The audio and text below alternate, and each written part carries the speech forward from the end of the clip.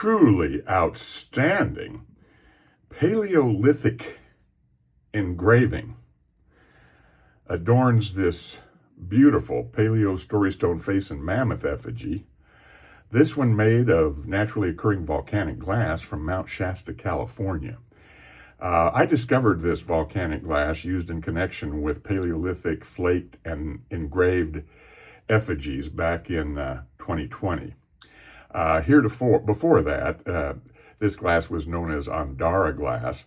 Not all Andara glass is naturally occurring. Any colored glass could be labeled Andara. But when it's in the form of an effigy and it's flaked, it exhibits paleo flaking and engraving, then when you test it, it will test out to be naturally occurring volcanic glass, as I had it tested at the Stephen F. Austin State University Geology Department in Austin, Texas. And they tested 3 samples, one gold, one blue, and one green volcanic glass pieces. They were all effigies, paleo effigies. And they all tested out to be naturally occurring glass. And then Dr. Michael Gramley, the foremost paleoarchaeologist in America, a Harvard graduate, he subsequently had his laboratory test it and confirmed to me that yes, it is naturally occurring volcanic glass. And it comes in all colors. And if you want to read more about it, the immediate previous video posted to my YouTube channel previous to this one, in the more section will describe this wonderful glass. And it will also provide you the X-ray fluorescence testing, XRF testing spreadsheet, which will show you the atomic structure of this glass, which differs from obsidian greatly. Because this has no oxygen in it. And of course, obsidian is mostly silicon dioxide, as is man-made glass, mostly silicon dioxide. So this has no sodium in it, no oxygen in it. And it's a very unusual chemical makeup, atomic makeup. And I welcome you to check the previous video of the cobalt blue example I have posted. And in the more section, it will describe this glass very detailed. But once the Paleolithic period ends, this patterned engraving no longer exists. The reason being is these mammoth and face effigies, the engraving was used to image the hair of the mammoth and the hair of the human faces. And once the mammoth became extinct, the worldwide mammoth tradition, the worldwide mammoth worship, where these offerings were provided in Paleolithic times, it ceases. Once the mammoth becomes extinct, this tradition ceases, and these effigies are no longer made. So you won't find this patterned etching on early archaic examples, say 10,000 years ago to present, just in the Paleolithic period. But what we have is the eye of the mammoth. This is the mature mammoth, and look at all that beautiful engraving for the hair of this mammoth. Facing off, that's the eye there, facing off to the left with a big sweeping trunk right here. Just an outstanding mammoth image. That's a mature mammoth. And we have some wonderful hair engraving. Look at that, all that paleo flaking all the way down the back of this mammoth has been beautifully patterned and engraved. Now, can you imagine how much time was spent by our paleo ancestor who made this effigy offering to engrave this stone as he did? Unbelievable workmanship. This is Clovis, no doubt, because many of the volcanic glass Paleo Story Stone effigies found at Mount Shasta are of Clovis origin, without a doubt. But that's the mature mammoth facing left. Wow, outstanding. And then when we hold it this way, we have the baby mammoth with the eye here and massive hair tuft above the head, all engraved, facing off to the right. And then we have the human faces with this big eye that's been flaked out of there. That's a big flake there. That's a big flake. This has all been, the back of it's been beautifully flaked all the way down there with percussion flakes and then totally engraved. And this would date between around 12 to 14,000 years ago during the Clovis period at Mount Shasta, California. Now we have the eye of the younger face with the pointed nose looking off to the right.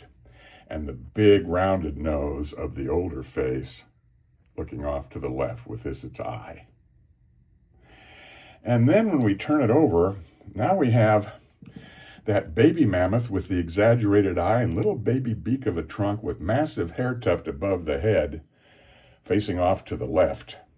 Look at all the engraving on this side. Now they flaked the stone. This was a bubble in the stone, and they flaked it down to the bubble to expose the bubble to the surface to image the eye. Our paleo ancestors, in making these Paleo Story Stones, used natural bubbles, natural holes, and natural inclusions in the stone to image the eyes of the mammoths and the faces. And then when we turn it this way, wow, that is a great, outstanding, mature mammoth again, facing off to the right. And again, look at this. This side here is just wonderfully crafted and engraved. Unbelievable. Just outstanding median here stone, volcanic glass from Mount Shasta, and just outstanding workmanship. It must have taken the Paleo Indian who made this, and he wanted to make a masterpiece, no doubt. It must have taken him a long time to make this piece with all this patterned engraving that he did to form the piece. And the back of the mammoth is just unbelievable. All those large flakes were individually engraved all the way down the back of the mammoth to image the hair. And then when we look at it this way, wow, what great faces. That former bubble, which is now a natural hole in the surface, is the eye of the young face with the pointed nose and the hairdo above the head. It's all been engraved there, looking off to the left. And then when we use this eye and the big rounded nose of the older face looking off, and the head sloping back of the older face facing off to the right. So I just wanted to share again this outstanding Paleolithic workmanship. Again, this is all paleo flaked for those of you who are aware or have observed or understand or know paleo flaking. You'll, I'm sure, immediately understand the flaking on the piece. And then, of course, the engraving only occurring on flaked Paleolithic stone. And we find that on obsidian routinely, obsidian Paleo Story Stone effigies, rose quartz crystal effigies, citrine crystal effigies, nickel iron meteorite effigies, and practically every kind of stone. In fact, the first Paleo Story Stone ever discovered is described in Dr. Michael Gramley's book that I'd highly recommend, Paleolithic Artifact Types and Features of the Americas. Dr. Gramley is the foremost paleoarchaeologist in the country. He's a Harvard graduate and has spent a lifetime with contributing to the Paleolithic archaeology field. He's written many, hundreds of books, and he's very well respected as I think, the foremost paleoarchaeologist in America.